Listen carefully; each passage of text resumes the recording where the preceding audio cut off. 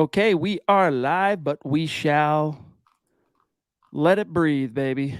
We shall saturate the bloodstream with some of that O2. We need it. Welcome in, everybody. It is the Mile High Huddle podcast. I'm your host, Chad Jensen. With me, my fellow football priest. You know him, you love him. He is Zack Kelberman. Zack, today I wanted to kind of get into some of our takeaways from the coordinator press conferences and their remarks today. We did learn quite a lot, but how are you, buddy? What jumped out to you today from day 11 of Broncos camp? Cortland Sutton doing Cortland Sutton things, which I tweeted about before the podcast. He absolutely owned Ronald Darby. The second time now in training camp that he just dominated Ronald Darby in a jump ball situation. And we always say it. When Cortland Sutton's the target, Chad, there are no such things as 50-50 balls or like 80-20, if not 90-10 or better. So he had a tremendous catch today. A couple receivers made decent catches. You had Jalen Virgil on a long bomb from Josh Johnson. And on defense, we talked about it on the radio today. The edge rushing unit, Malik Reed got in there for a would-be sack on Calvin Anderson. Nick Benito and Baron Browning both had productive days on the edge, showing their explosion and their bend. So a good day overall after an off day Sunday. Shout out to James, who jumped in before we even hit the old go live button. I want to count, let's see, 5 or is it 6 super chats, dude? Thank you, buddy. Really means a lot to us. I was hoping we'd see you again tonight, and here you are. It's awesome, bro. He says, let's go Broncos, Javonte, Gordon, Wilson, Sutton. He's naming them all. Let's ride, MHH. And then, of course, the Orange Crush. He does mention Greg Dulcich toward the end there, Zach, and I'm going to flash just a couple of these. You're the man, dude. Appreciate you. Yes, we know. It's all good, dude. Autocorrect's a bummer. But Greg Dulcich, man, that freaking – look at him, James, just going. That freaking hammy, and then we'll grab this one here in a second. But that hammy – still costing him time, it giveth and it taketh. Are you concerned about Dulcich and his inability to stay on the field? I actually commend the Broncos for taking this approach with Dulcich. I rather hold him out now than risk a re-aggravation of a hamstring, which are so hard to recover from and to keep healthy. So this is what training camp is for, is working out the kinks. He's doing individual drills and he's doing 7-on-7s. They're just taking him out for team drills. And you know what? After the Tim Patrick injury, Chad, I'm safer than sorry when it comes to Dulcich.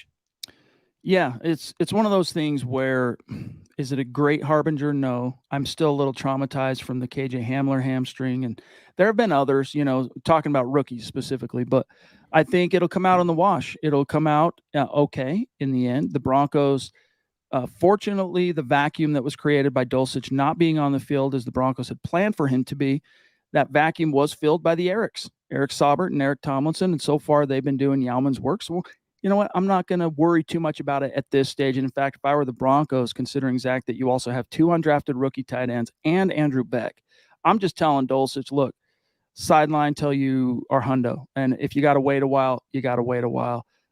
That's going to be okay. Howie, what's up, brother? Who won the day today, offense or defense? Ooh, that's in the eye of the beholder, Zach, but there's a lot of positive offensive stuff today. What say you? Offense, yeah. I mean, they had the big plays, the touchdowns, like the bomb passes. The defense, they looked better in like one-on-one and positional drills. I mentioned Baron Browning and Benito, Malik Reed. Pass rushing drills, the defense looked really well, but offensively, Russell Wilson was connecting on his deep passes. Even Josh Johnson had a deep ball today. So I'm going to definitely say the offense, and it's so encouraging that they're rebounding after the tough practices they had last week. I knew there was a reason why I like James. He says he's born in 79, yet there is no Broncos fan like me. I'm a 79er as well, dude. Not a 49er, a 79er. He says the AFC West better be ready on a super chat. Appreciate you.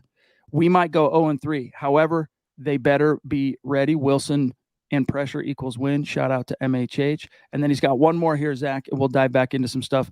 He says Surtain has many years before he should even be mentioned in the same sentence as Bailey.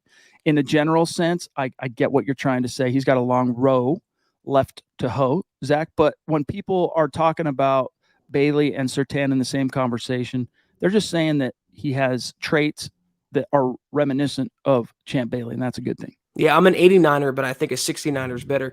Yeah, he's the best cornerback since Champ Bailey, for sure, and he has a lot of the same qualities as you mentioned.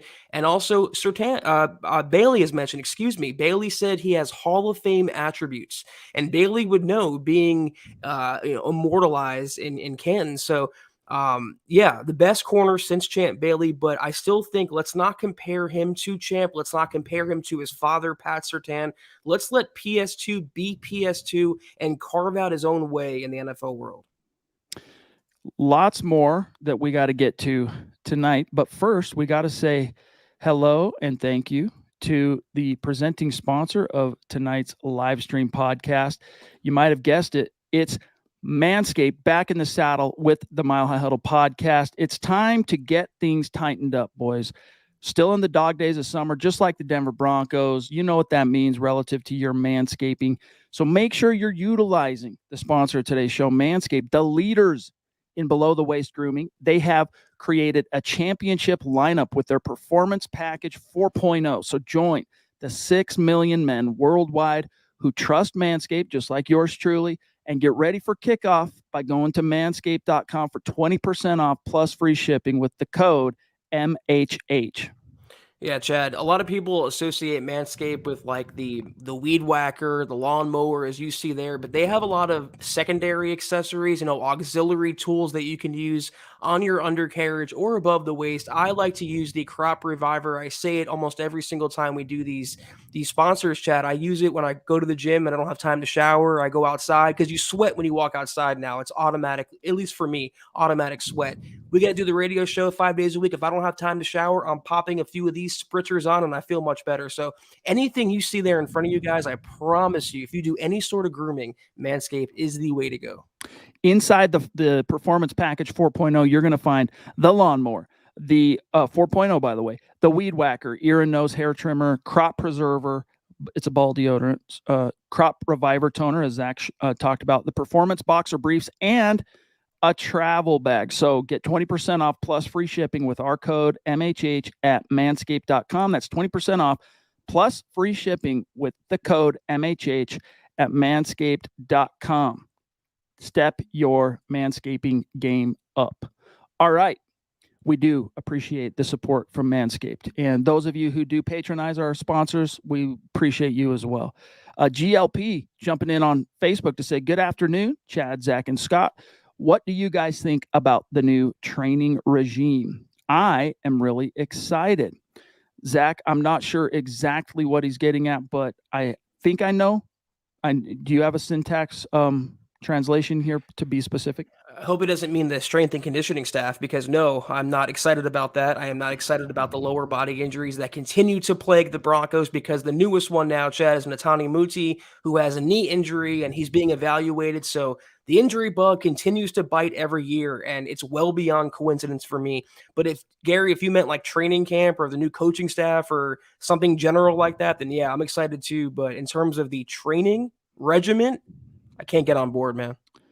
It was encouraging to hear from Coach Hackett today that, the last time the Broncos took a day off, that was Sunday of the previous weekend. They came back the next day and it just wasn't a good day. And then a few not so great things unfolded from there later on, including the Tim Patrick and Demaryius Crockett injury. But the Broncos played, practiced, performed much better. Hackett was significantly more pleased with how they handled their day off this time in terms of the rebound, because they still are working on Sunday. They're just not practicing out on the grass. So it's not like they were just at home on the recliner. They were in the building. It's training camp. So that's at least good, Zach, to hear that, he wanted more out of them on their next day after the off day, and he got that. Yeah, and I think both units, respectively, had decent practices, solid practices today. It wasn't there where they had to stop practice like they did last week when Hackett and Wilson were frustrated. The defense, at least the front seven, was making plays today, and the Broncos receivers were making plays today. So in the second week of training camp, the second off day, I think the players heeded Hackett's call. We talked about this. We added it to one of our segments. Charlie, thank you for the reminder here. It is 8-8 day. It's 88 day. It's August 8th. And this is a day to remember and honor Demaryius Thomas. as Peyton Manning did, by the way. It was very cool little, if you're a homer, I'm not saying I'm a homer. I don't know. Maybe you might get chills from watching the Peyton Manning DT tribute on his Instagram today. It was pretty cool. I got some chills, but yeah, it's 88 day. It's August 8th. Demaryius Thomas.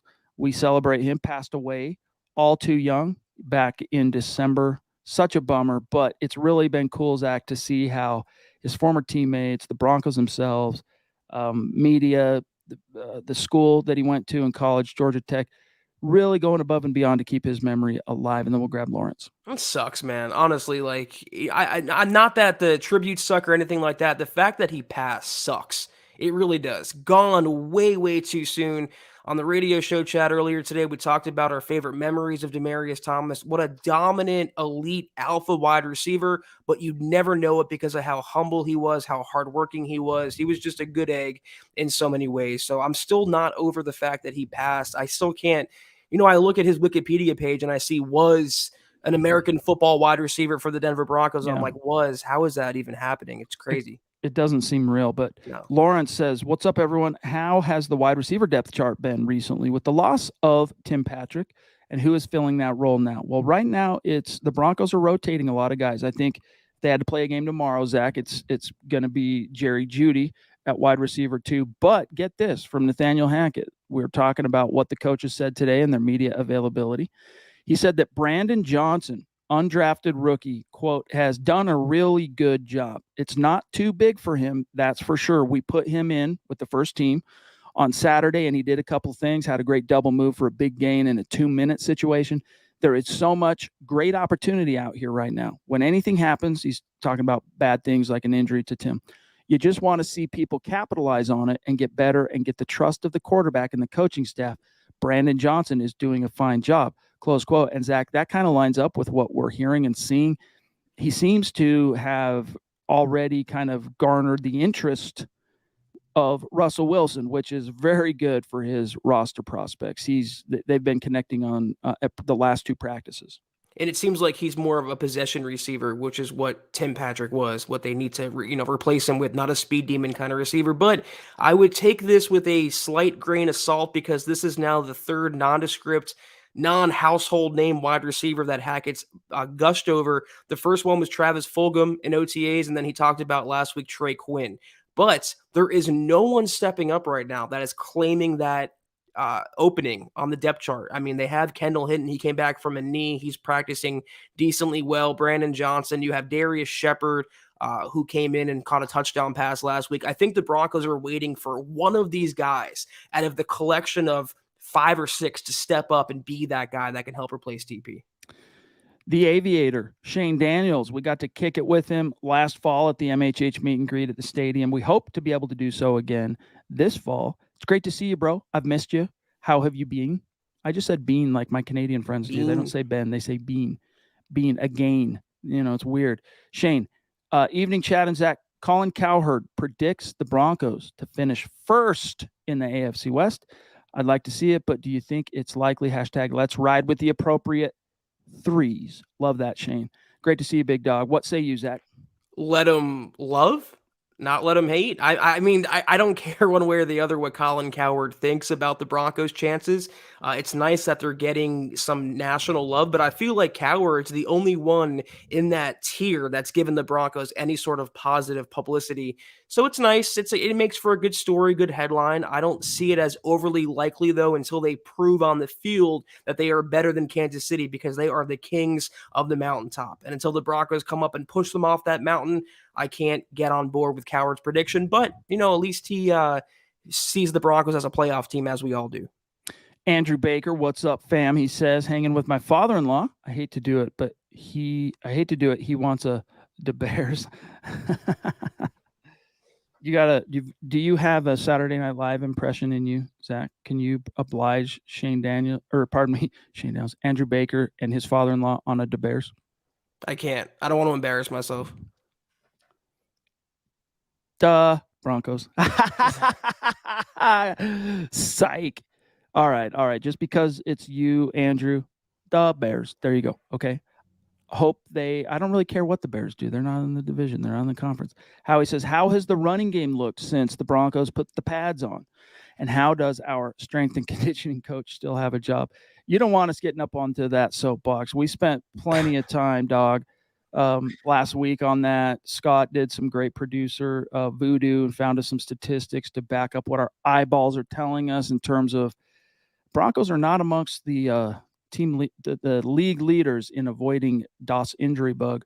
But Zach, how has the run game looked since they put the pads on? What say you from what you've heard and seen? First of all, I'm sitting on that soapbox right now. We continue to just lay claim to our belief about the Broncos S&C program, but that's neither here nor there right now. The running game, it's hard to tell in practice. You're going against your own teammates. These are scripted practices, conditioned practices. We'll know a little more when the pads go on Saturday against the Cowboys, but the Broncos still like them. My overall takeaway, Chad, the Broncos still like themselves some Melvin Gordon. They still Yeah. want to get him involved any way they can. And if it means taking Javonte off the field on third downs or passing situations, so be it. But it is going to be a two-headed timeshare. It's not going to be the Javonte Williams show, unfortunately.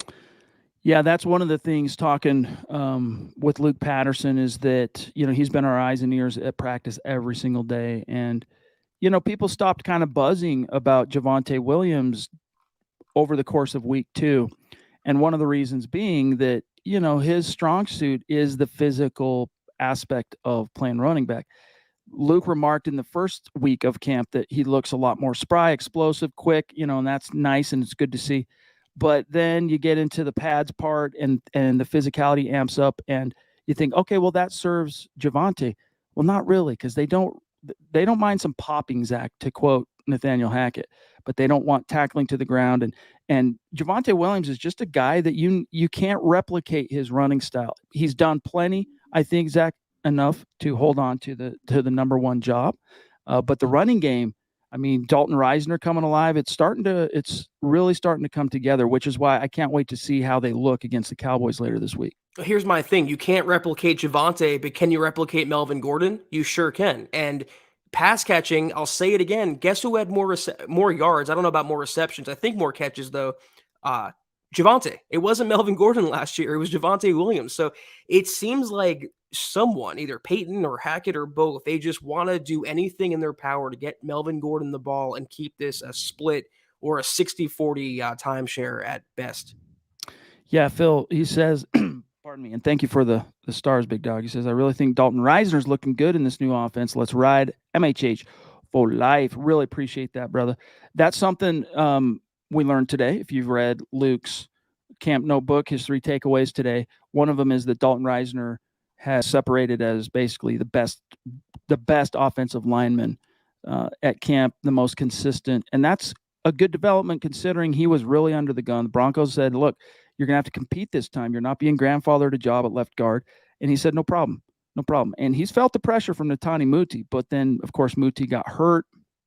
And that I don't think would have affected, Zach, what's happening with Reisner in terms of even if he hadn't gotten hurt, he's been shining, and it's a contract year, so you want to see that from a former second-round pick. The Duchess jumping in, and before I read her super chat, Zach, I want to give everybody an update on where things stand on the super chat contest real quick. As you can see here, top 5 in this month of August. We have a new number 1. It's Dale. It's DW96734 across the beautiful Pacific in Hawaii, in paradise, leapfrogging over multiple superstars for the number 1 spot, followed by Ethan, a.k.a. the DWI guys, the Duchess at 3. Gregory Vendeland has leapfrogged, and then Sam Bam at number 5. And by the way, Sam Bam, I did get your email today, so thank you for doing that. I'm going to send you out some swag for helping out and supporting us so regularly. But just a few names outside the top 5. Zeus, James, he's going to be climbing after tonight. Tyler Randall, Jason, Benji, etc. So much love and respect. And then the Duchess here, love you. She says, greetings and salutations. What is the status of KJ Hamler's injury? Hamstring again. How long will he be out now? Zach, what have you heard on KJ?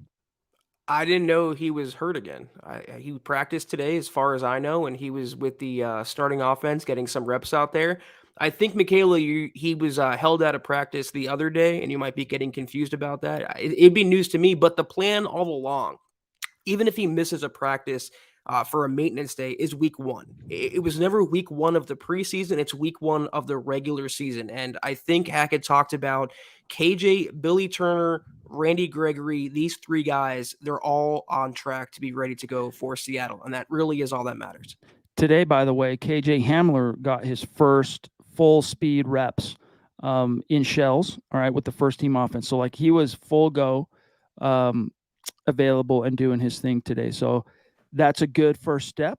I would be, if I were the Broncos, Zach, a little bit careful about exposing him too much to a new opponent that's thirsty, just like the Broncos are, to take their aggression out on someone that's not their own team. I would maybe kind of keep KJ out of that. I mean, you can't bubble wrap these guys. I get it. At a certain point, you can't operate from a basis of fear when it comes to who plays, who doesn't. But I'm just telling you, a guy still recovering from what was a very brutal injury not that long ago. We haven't even hit the 1 year mark yet on his injury. I'm just not tempting fate if I can avoid it. Doesn't mean I won't necessarily give him a few reps in the preseason game if I'm so inclined. And my name is Nathaniel Hager, but I'm just being really smart about that. GLP says, I have my ticket for the Niners game. See you guys there. Nice. Dope. That's going to be awesome. Can't wait to meet you and hang out with you, Gary. It's going to be awesome. Yeah, the thing about KJ as well with the Cowboys, I talked about it on the radio today, Chad. This is the team that probably wants a modicum of revenge, considering the Broncos with Teddy Bridgewater blew them out on their home field last year. I wouldn't risk any player that's semi-hurt or recovering from an injury like KJ. Wait till the second or third game to get him some of those reps. But again, the plan all along has been week one at Seattle. Shout out to Big Earn. Shout out to Michael. Good to see you, buddy. Shout out to Albert. Love you, big dog. And then also shout out to Dylan helping us out in the chat on YouTube as he does every single night for, golly, how long has it been now, Dylan? It's been a year and a half, something like that, since you've been helping out in the chat. At least a year, right? Officially as a moderator. So that's really cool. Appreciate that, big dog. And he working on a new article is Dylan. So keep your guys' eyes peeled for that. Kathy also in the house. What's up, Kathy? James coming in with another super. Really appreciate that, bro. What's that? 7? Dude, legendary. Appreciate you. He says, Javonte will be the man, yet the touches will be somewhat close. Pending injury, of course. No injuries between both equals 2,000 rushing yards. Hello. Yeah, dude. Let's hope. Yeah, Javonte, he's got so little tread worn from his tires from being in a timeshare over the last 4 years of his football playing career that he doesn't really have an injury jacket, Zach. And so I'm knocking on wood as I say that. Melvin Gordon, for the most part, manages to stay available for his team for the most part. Not perfect, okay? At least since he's been a Bronco, only 1 or 2 games. I'll have to pull this up to remind myself for sure, but I don't think, knock on wood, it's going to be an issue. But if it is, Zach, the injury bug aspect, because, I mean, we're talking about attrition, that position in particular just gets brutalized. That's why you're paying almost $2 million for your number 3 running back, Mike Boone. I don't see 2,000 yards from both running backs. Like, where are the yards coming from? I can see one of them cracking 1,000, but not both. It's going to be a pass-first offense. Russell Wilson and these wide receivers and tight ends. I just don't see 2,000-yard guys. And I smiled, Chad, because I was thinking to myself, how many 1,000-yard seasons does Melvin Gordon even have in his career? Entered the league in 2015. The answer is 1. 1,000-yard season, and that was in 2017. So he couldn't get it since then, and he's been the guy for the most part. He's going to suddenly get it now on a pass-first offense with Russell Wilson. I don't see it. I'm not sure if that's what you meant, James, that they'll each get 2,000, but as you know, 2,000 yards rushing, man, it has to be like just one of those magical seasons for that to happen. And it happened for Denver back in 1998. And that was as John Elway was literally falling apart, and he basically knew this is it. And the team kind of felt it. Mike Shanahan certainly felt it. And so the emphasis was most certainly on Terrell Davis, especially because you had Bubby Brister miss 4 games. You guys remember that? 4 games that year. Bubby stepped in and carried the water for Elway as he's dealing with a pretty serious injury. So that's how the stars have to align. You got to have a special back, and then all those other factors have to come in. But I feel very confident when I say Javonte Williams, 1,000-yard season. And when's the last time the Broncos got a 1,000-yard season out of a running back? Philip Lindsay, 2019, for what it's worth. Yeah, I see Dylan bringing up his touchdowns, Melvin Gordon in his career. And guys, I see comments like K-Hop saying Zach really doesn't like Melvin Gordon. I think he's a good but not great running back. I didn't like the contract. I don't like him taking carries away from Javonte, who should be the RB1. That's my opinion. I don't like his attitude. I don't like him, skipping voluntary practices and showing up because he doesn't want to get fined. Those are all valid criticisms. But as a running back, you could do a lot worse than Melvin Gordon. I just prefer me some 33. That's my opinion. So so forget what I said, Zach, about availability because, well, hold on. Year one, as a rookie, first round pick, 2015, he appeared in 14 of 16 games. Year two, 13 of 16. Year three, that was his 1,000-yard year, 16 of 16. Year four, 12 of 16. Year five, 12 of 16. His first year in Denver, Zach, 15 of 16. And then last year, 16 of 17. So he's only managed one, and this is pretty common for a running back. He's only managed one season without missing any time. I didn't even I forgot to finish my sentence that Dylan reminded me of about the touchdowns, that he's no slouch. He only has 2 seasons where he had 10 or more touchdowns on the ground.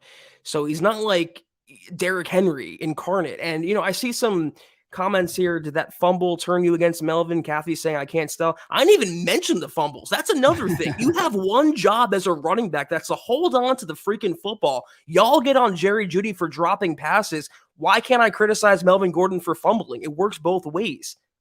All my opinion, guys. All right. So, for what it's worth, the biggest season, obviously, in Broncos rushing history was the TD 2,000-yard campaign. That year, he had 21 touchdowns. 21. He fumbled twice on 392 carries, dude. The second most prolific season by in terms of yardage was the season prior, TD 1,750 yards, 15 touchdowns. But the most touchdowns ever scored in a single season by a Broncos running back on the ground is TD's 21. That's the single season record. And then he's tied with Clinton Portis and Mike Anderson for the second most in a season, 15. So, and then Portis also had a 14. So Portis, Zach, he was only in Denver 2 years. His first 2 seasons, he had a 15 touchdown season and then a 14 touchdown season. Both seasons, he was over 1,500 yards rushing. And then they traded him, of course, to get Champ Bailey. But I sometimes have to see these things to be reminded of how badass Clinton Portis was. And he could have been one of the greatest, I think, of all time if the stars aligned differently and, say, Washington wasn't hearing the Broncos about a Champ Bailey trade and he stayed in Denver with Shanahan for another 3, 4, 5 years, whatever it might have been. I think he would have been a guy whose career trajectory would have shaken out a little bit different than it ultimately did in Washington. Yeah, just moving off the point after this, I'm looking at Melvin Gordon's numbers, and he has 4 years where his yards per carry was below 4, and Javonte's last year was 4.4. So I'm just team Javonte Williams. That's my opinion. Y'all can like Melvin Gordon. That's cool too. But enough about Clinton Portis, Melvin Gordon. We got Michaela Parker, 99.99 Michaela bomb. Whoa. Popping in here. Thank you so much. Bad sound effect, but the intention remains genuine. Thank you so much, Michaela. She goes, I have a solid feeling that Pookie will have a 1,500-yard season, and yes, Melvin will crash out, to say it politely. 1,500 yards for Javonte Williams. If they ran through the running game, no pun intended, obviously, if it went through the running game, I can see Pookie getting that number, but they don't because they have the passing attack with Russell Wilson. And unfortunately, he has an albatross by the name of Melvin Gordon around his ankles, figuratively. It'd be great, and he has the talent, certainly, to hit that number. He can be a perennial Pro Bowl running back, but until he's not in a timeshare, it's going to be tough. It will be tough, but I wouldn't completely remove it off the table of possible because, see, this might be something you and I, we don't 100% share a brain on, which is pretty rare. And that is that I don't necessarily think this is going to be when you think of the phrase pass first offense, I'll speak for myself. I think of Peyton Manning era Bronco offenses. I think of Indianapolis era Colts offenses. I think of a lot of these Aaron Rodgers offenses, a lot of the Drew Brees offenses of old. I think, it's a pass first centric. I think the Broncos are going to be a pass prioritized offense, but I think that the running game so much of what they're trying to do, just based off what we're seeing in camp and reading between the lines of what the coaches are saying and the players, I think it's going to be like a running game. And even then, I resist saying run first. That's my point, I guess, is that I don't think there's going to be like a particular emphasis, even though you've got Russ. I think it's going to be how do we balance and how do we attack, get the defense chasing the ball carrier, and then hit them over the top once or twice. And now you've really got them where you want them. They're damned if they do, damned if they don't. And the season I'm thinking of when you look for like a historical precedent, look, Jake Plummer, his first year in Denver, it wasn't the most prolific. He missed 5 games. He got hurt that year, but the Broncos were a very good team in 2003. They ended up being a wild card team and got trounced in the playoffs, wild card by Peyton Manning. But that year, Clinton Portis, 1,500 yards rushing. It can happen, but it takes a special running back, whether it's a Bronco team or any team, Zach. It takes a special running back to get to 1,500 yards rushing, and it has to be a guy that's in the zone, has to be a guy that is not only benefiting from how the plays are being called and what the offensive philosophy is overall, but the O-line, and then he's just got to have something special under his hat. Can it happen? Yes. Do I expect 1,500 yards? Not necessarily, but I do expect him to be over 1,000. Well, I didn't say pass only offense either. You said pass oriented. I'm saying pass first, kind of the same thing, potato. And at least in my opinion, I don't trade 2 first-round draft picks, 3 players, and give him $50 million a year to hand the ball off 30 times a game. I'm bringing in a quarterback like that to make plays on the strength of his right arm. And I feel like the Broncos, if you had to split it down, run pass, 60-40. That's how I feel it's going to be, as it should be. Yes, but either way, I mean, the cool thing is however the equation shakes out, the Broncos have the horses to succeed either way. I mean, you've got a franchise quarterback. He's not traditionally been known as a guy that's, operating a Breeze, Manning, Rodgers type offense, but that was in Seattle. It could be, Zach, that this team ends up really being pass first. It could be because we've heard about no, we're going to let Russ cook. We're not going to make the same mistake Seattle did. And it could be just, here are the keys, Russ, go do your thing. And if that's the case, I still feel very good that you're going to see some significant offensive production, unlike what we've seen the last few years, that's for sure. Andrew's father-in-law, hey, you're welcome for the shout-out. You're welcome. No problem. Okay, we're at 32 minutes. Zach, we got to keep it a little bit tight tonight. I have to get out of here a little bit on time, so we got 10 or 15 minutes. A couple things I want to jump back to that was discussed today in the media availability. On the subject, Zach, of Greg Dulcich's injury, head coach Nathaniel Hackett said, quote, hamstrings are so weird. They're difficult, very difficult to get through. As he goes through that, we're just making sure that we're doing everything the right way, close quote. He didn't really want to talk too much about it, but he did mention that this is a difficult situation. Again, we touched on it earlier in this conversation, Zach, but I am a little bit concerned enough to say, just keep him off the field until we get to real football, because they're going to need him this year.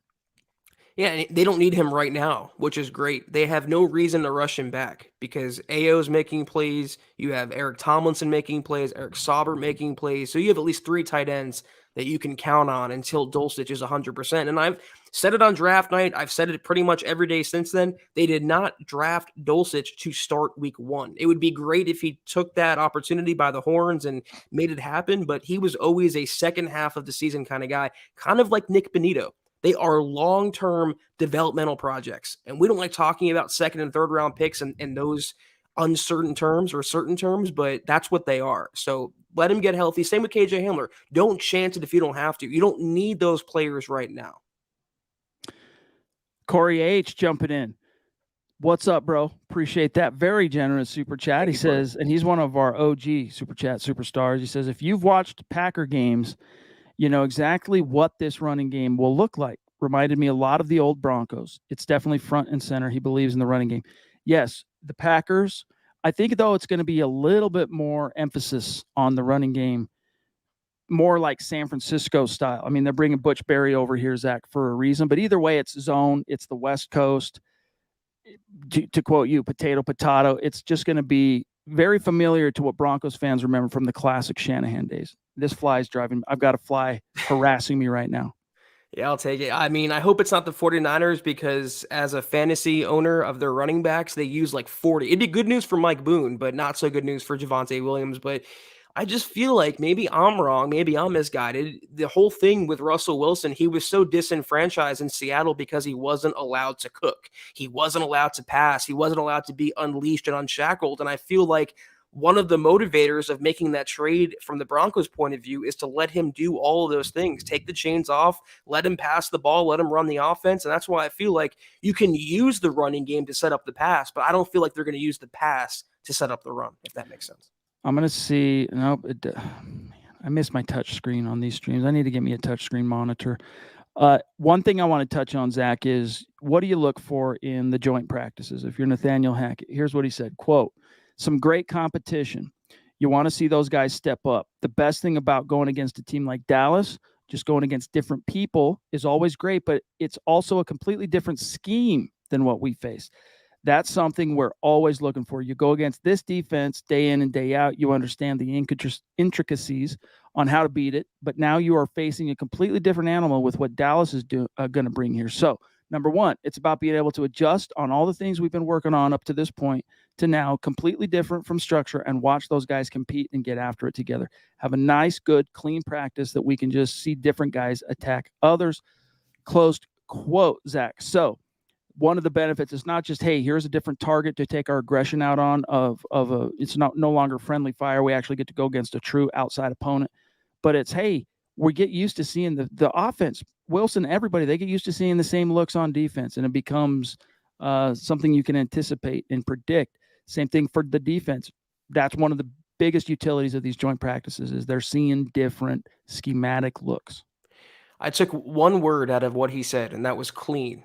Because I just want the Broncos to avoid injuries. Get out of these joint practices preseason without any more major injuries, and I will be happy. But it's going to be interesting. The one thing I didn't mention on the radio today that I wanted to is the Broncos will be going up against Dan Quinn, who they nearly hired as their head coach over Nathaniel Hackett. He's the DC of the Cowboys. So how they attack that defense, it could be where George Paton is proven absolutely right that he hired Hackett over Dan Quinn. It should be interesting from that storyline aspect.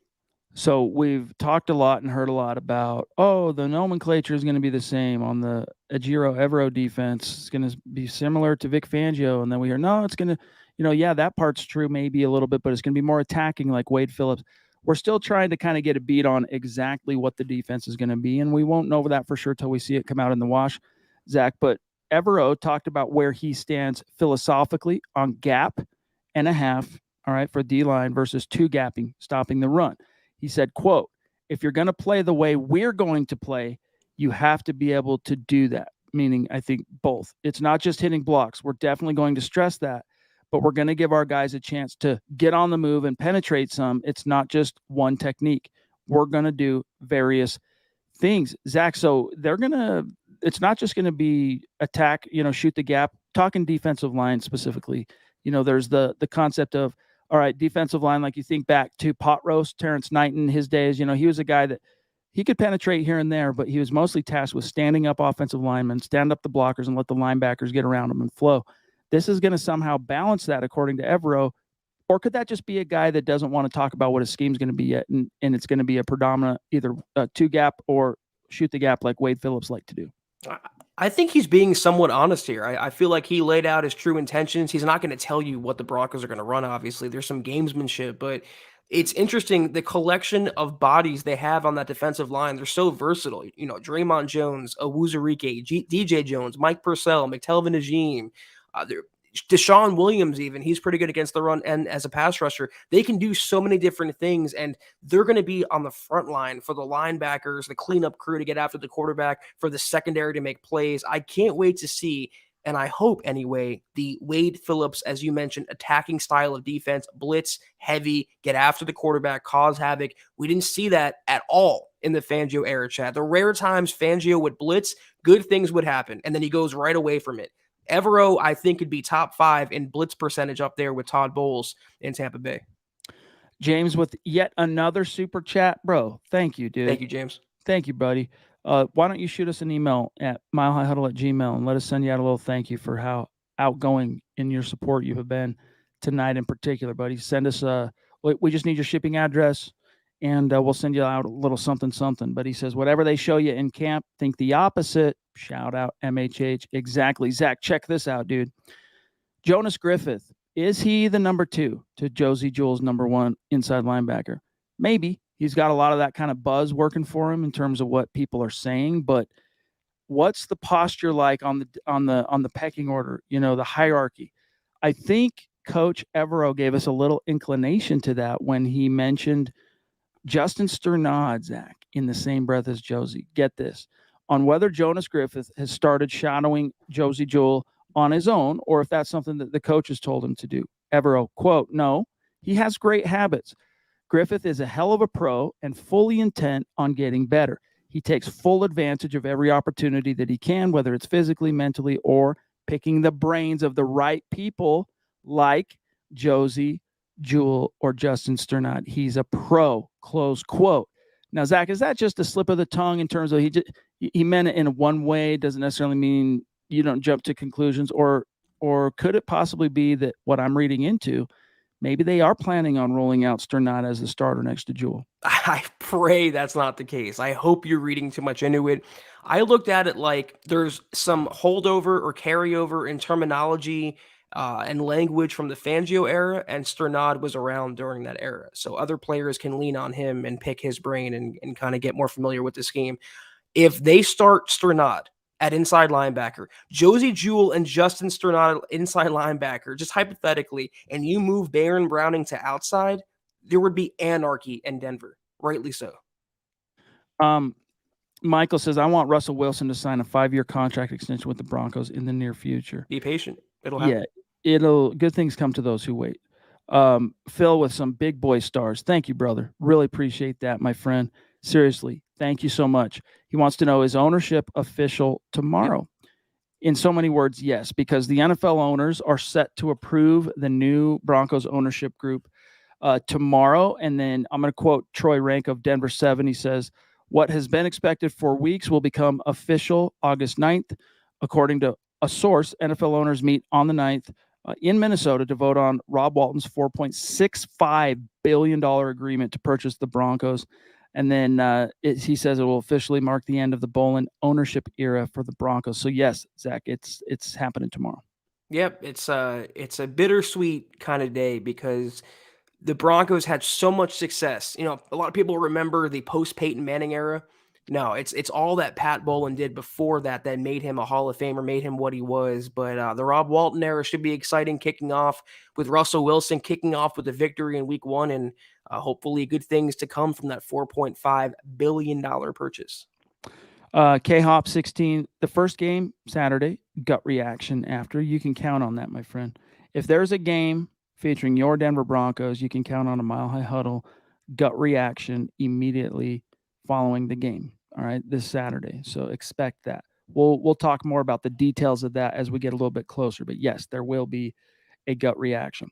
All right, Zach, a couple other things, and then we got to go here. Offensive coordinator Justin Outen, all right, was asked whether or not it's true Russell Wilson likes to throw it deep more than most other quarterbacks. Likes to, right? Quote, I would say yes, and we invite that. We love it too. When you have one-on-one matchups you want to take advantage of, there's nothing like that's the best route in football. A down-the-field throw on a one-on-one matchup. It also invites defenses to back off a little bit and allows you to get those underneath throws throughout the game, close quote. So, yes, Zach, the offensive coaches know that Russ likes to do that. They're confirming it. And then, quote, we invite that. We love it too. So I think Broncos fans, when you think about kickers taking advantage of the thin mile high air, I think you're going to see the coaches trying to take advantage of that too when it comes to the whip on the right shoulder of Russell Wilson.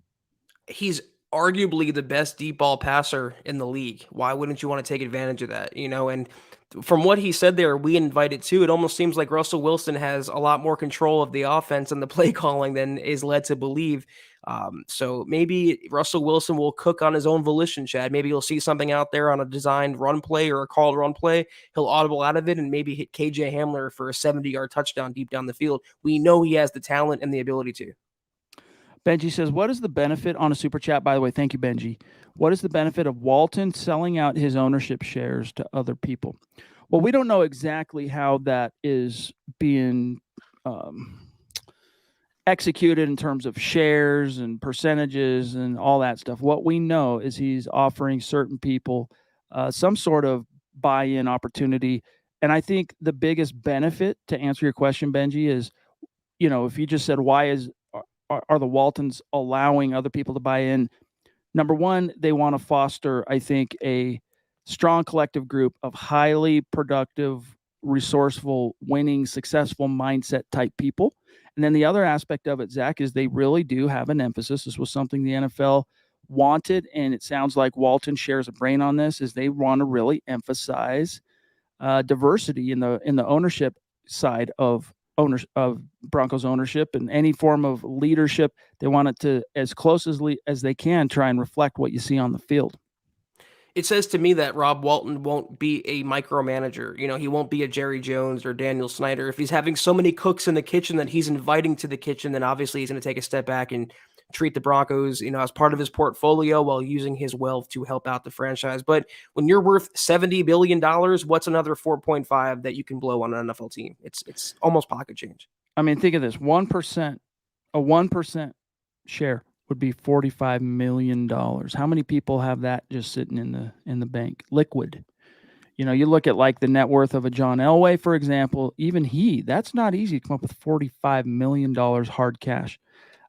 As evidenced, by the way, I forget what Winning Time, that Lakers show on HBO that's got some good actors in. I've been watching. What's it called? Winning Time, the Showtime Lakers or whatever. It's actually pretty entertaining. I read some bad reviews, so I didn't want to watch it at first, but I watched one episode and I thought this is actually pretty good, even though they break the fourth wall quite a lot. You learn about how Jerry Buss, who bought the Lakers the same year that Magic Johnson was drafted, how he had to go through similar things at a smaller scale back then, Zach, but coming up with liquid. It's one thing to on paper have this net worth or these, this here's my investments, here's my portfolio. A lot of that ends up being tied up in when you look at someone's net worth in physical assets. Like if you looked at my net worth, a big part of that would be my house, right? Well, just because if my house is worth, just to use a round figure, $500,000, all right, and that's a good chunk of my net worth or something. Well, it's not so easy to just liquidate that $500,000. I could do that, but then I'd have to sell my house. That takes time. That takes things like, so just having $45 million, Zach, my point here, just sitting around, it takes a certain class of owner or whatever you want to call it of wealthy person to be able to have those means. I think in sports and in football, we've become desensitized to the huge price tags, the huge figures. Just guys, if you want to see how big $45 million is, spell it out, numerically on your computer, write it out and see how many zeros that is to give you the full magnitude of how much money that really is. All right, last one, and then we got to get out of here for now. Dave from Georgia, another legendary Super Chat superstar here at MHH, says, special thanks to the Pat Bowlen family for 30-plus years of mostly winning football.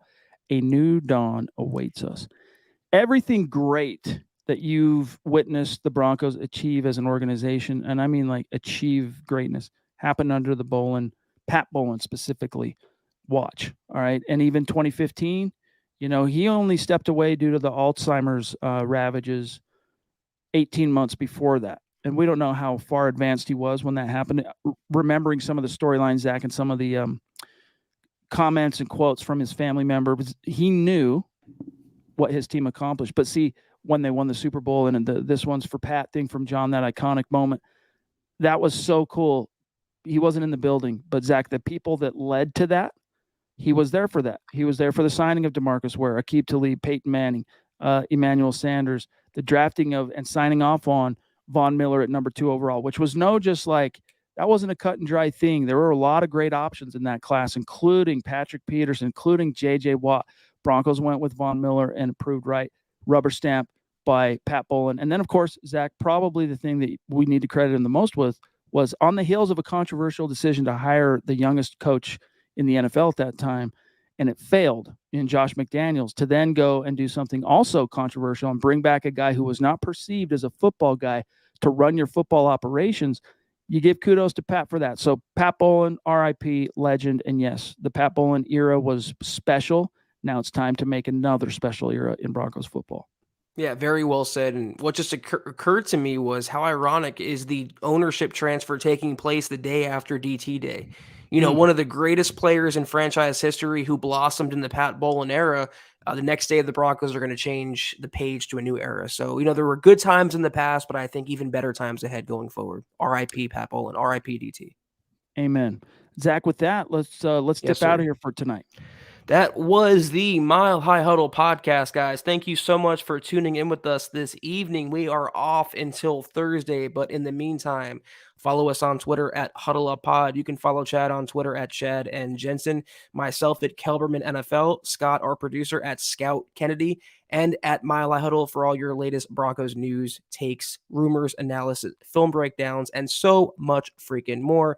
If you haven't, please go to huddleuppod.com and get yourself some merch, all new inventory on their all new website. Check it out when you can. And facebook.com/milehighhuddlepod. Like that page. Follow that page, guys and gals. If you haven't, go to Apple Podcasts and leave your football priest a 5-star review for a chance for some merch each and every single month. But as you see ticking below you, please, if anything, do these 3 simple steps. Subscribe, like, and share. That's it. That's all. It really helps us grow and reach more Broncos fans just like you. That's a big thing we need you guys to do. Please make sure you like the video before you go. It really does help us in all the algorithmic issues that platforms like us, publications like us, channels like us, we need that, okay? Shout out to these great Super Chat superstars tonight. James throwing down 10 individual Super Chats. Big baller. Really appreciate that, buddy. The Duchess throwing down, as she is wont to do. So generous. We love you, Michaela. Shane Daniels throwing down. Corey H., Benji Clay, and Dave from Georgia. And then on Facebook, Howie throwing down some very, very generous stars. Same with Phil. Love you guys. Gary, Andrew. That's Andrew Lampy and Andrew Baker, Lawrence Rivera, and Charlie Dominguez. One of my best friends in first grade, his last name was Dominguez. For what it's worth, Charlie. But as Zach said, appreciate each and every one of you. Catch us tomorrow for the Mile High Huddle show on Mile High Sports Radio 98.1 FM. If you're not in Denver, let not your hearts be troubled. Check our Twitter accounts. You will see the listen live. And hopefully you just bookmark that. And then you don't have to search for it on our Twitter accounts every day. And you're just listening live every weekday from 2 to 3. Tomorrow, guys, be sure to check out Broncos for breakfast in the morning and then building the Broncos tomorrow night. Again, we're back off until Thursday evening. Have a great start to your week. Take care. And as always, go Broncos. Smash that like button like Raul says.